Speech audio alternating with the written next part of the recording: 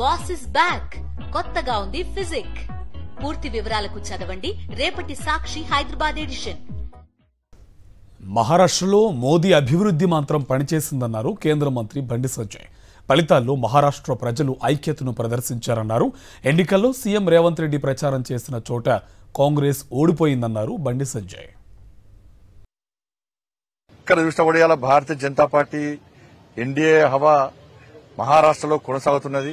ఇలా Congress party iron leg party అని చెప్పి అన్ని పార్టీలు భావిస్తున్నాయి. ఇలా ఈ ఫలితాలతోని ఇవాళ ఇప్పటికే 220 సీట్లకు పైగా మెజార్టీ ఉంది.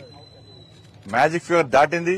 220 స్థానాలకు పైగా మెజార్టీలో ఇండియా కూటమి ఉంది. గతంలో కంటే ఎక్కువ సీట్లను సాధించబోతున్నాం. దానిలో ముఖ్యంగా భారతీయ జనతా పార్టీ పోయినసారి 105 స్థానాలు గెలిచింది. ఈసారి 125 స్థానాలకు పైగా గెలవబోతున్నమాట. మహారాష్ట్రలో కాంగ్రెస్ పార్టీ కూటమి ఎన్డీఏ కూటమి ఎన్ని అబద్ద ప్రచారాలు చేసినప్పుడు కూడా ఇవాళ ప్రజలు వాటిని నమ్మలేదు. నరేంద్ర మోడీ గారి నాయకత్వం మీరు నరేంద్ర మోడీ గారి యొక్క అభివృద్ధి మంత్రమాల పనిచేసింది.